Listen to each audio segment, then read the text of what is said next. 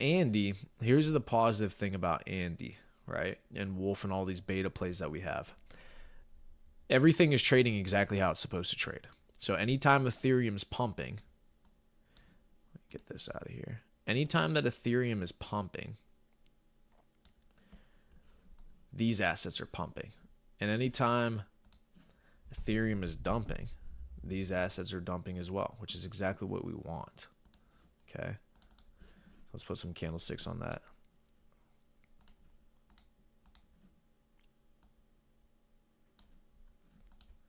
Okay. So let's see. We can mark out a couple of levels here. Let's do like 12 hour. What's that look like? Okay.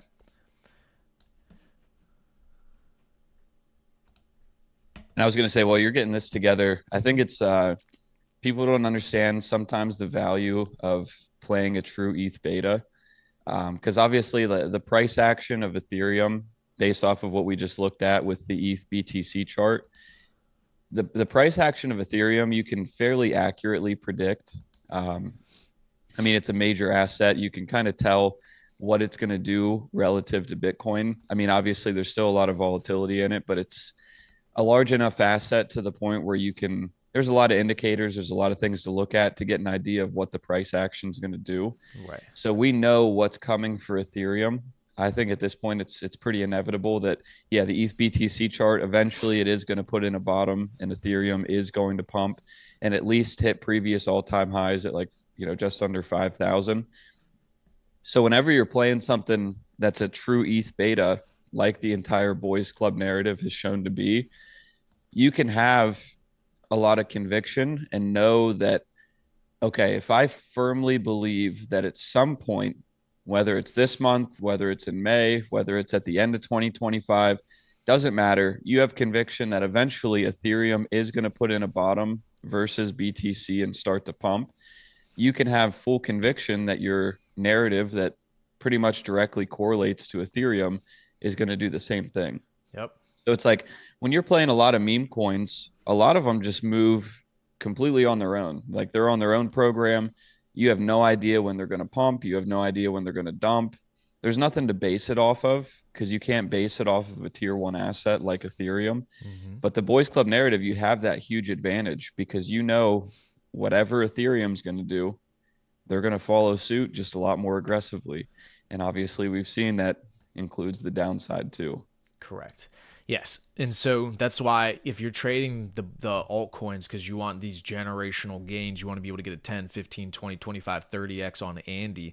The only reason you can get a 30x on Andy still this cycle is because it is levered Ethereum. So if you want to benefit from the upside, you're going to have to be able to stomach the downside whenever we see it. So again, this is why Andy is such a fantastic hold. Wolf is such a fantastic hold. Pepe, Brett, is because they do behave and respect the movement of Ethereum. That is good. You want that because every time we lined it out, so at the bottom we have Ethereum, up top we have Andy. Ethereum pumps, Andy pumps.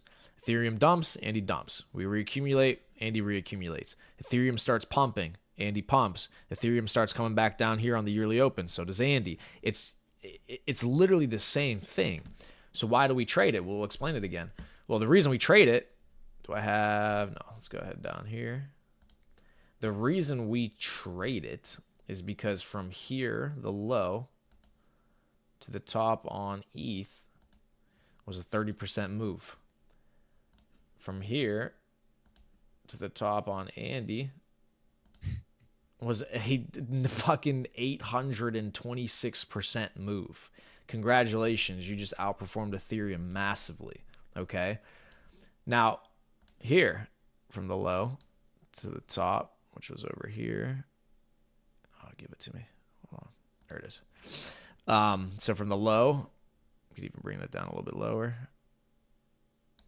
Okay. From the low on ETH Okay, so you had a 72%, 71% move on Ethereum.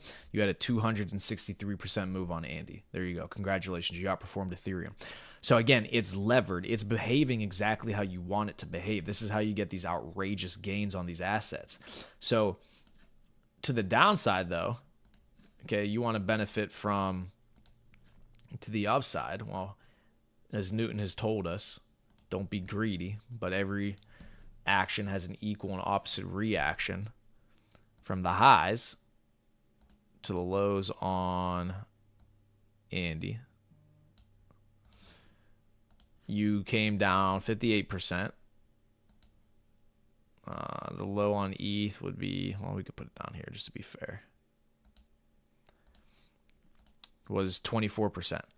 So Andy is actually even better than just an ETH beta, because not only does it outperform Ethereum more to the upside, but to the downside, yes, it underperforms Ethereum, but not as pronounced as it is to the upside, if that makes sense. Yeah, 4 times outperformed it to the upside and 2 times underperformed it to the downside. So it's actually better than just fucking leveraged. Even better because of the perceived value. Because if it was strictly just a leverage, long or short that you put on Ethereum, that leverage will work 3x to the upside, 3x to the downside, equal weighted. Holding spot Andy, because the perceived value is so strong, it's not even the same leverage to the downside than it is to the upside. It's more leverage to the upside than it is to the downside. So you're even better holding this than just putting in longs and shorts. So it's like, how could you get an even better asset to hold? Yeah, does it hurt that it went down the last couple of weeks? Yeah, it does, for sure. It hurts a little bit. But it's fucking fantastic how this thing trades. It's actually insane. So, because you can't get liquidated on a spot position either. If you're trading leverage, you get liquidated, player. You're going to get fucking knocked out. If you hold spot, they cannot liquidate your position. You own that.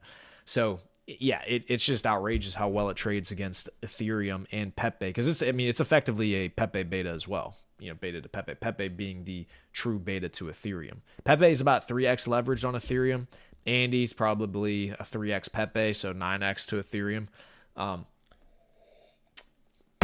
So that's what I'm saying. You hold and you reaccumulate Andy down here, you're getting a premier entry. Once Ethereum starts to do what? Well, from what we know historically, Ethereum in Q1 and Q2 provides outrageous gains. So when ETH starts doing this and pumping again, well, there you go. You know what Andy's going to be doing. It's going to Valhalla. So that, again, is the relationship between the two. So they're doing exactly what they're supposed to be doing. There's nothing you should be worried about, Oh, Naeem! Naeem's back. He's in the chat. He said, I'm back, baby. Oh! Come on, Naeem. It's time to work, baby. So, yeah, any further analysis on that, bees? But, that should keep them fucking fired up for now. Yeah. It's outperforming to the upside, underperforming, less to the downside. So, yeah, I don't know what else you want. Yeah, that's fucking sick. I hadn't even taken that into account until today, that it actually performs better to the downside than it does to the upside. When I put a message in the private crypto plays yesterday, I said, whenever these assets are down, people are wishing that they sold higher. And then whenever the assets are up, they're wishing that they bought lower.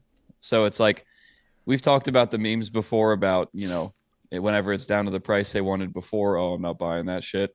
But it's like, it's just complete delusion, because it's like whenever Andy was at 0.33, there's probably a lot of people that are watching this, or it was at 0.35 or 36 or whatever, just a couple weeks ago, back in the middle of December. Guaranteed a lot of people that are watching this were wishing, oh man, I wish I would have gotten into Andy when it was at 1.5, 1.6. I wish I would have put more in. I wish I would have had more conviction. I wish I would have stuck to what my gut was telling me, whatever. Then it, pulls all the way back to that number, 1.5, 1.6. We had like we see on the chart, 60% pullback from the highs. Now that it's down to this number, everyone's like, oh man, I had an opportunity to sell at 0.35. I wish I would have sold. I wish I would have gotten out when it was higher. you're never going to make any money if whenever it's low and you have the opportunity to buy, you wish you would have sold. And then whenever it's high, you wish you would have bought more. Yes. It's like you're being given the opportunities that you asked for. And I mean, I said our one mentor had said to us that, God gives you exactly what you would ask for if he knew, if you knew what he knew. So it's like I think that that's what these entries and that's what these pullbacks are symbolizing to us. It's like if you knew what was best for you, you would be grateful for the entries that you're being given right now because you're literally getting a redo of the opportunity you had to buy a month ago.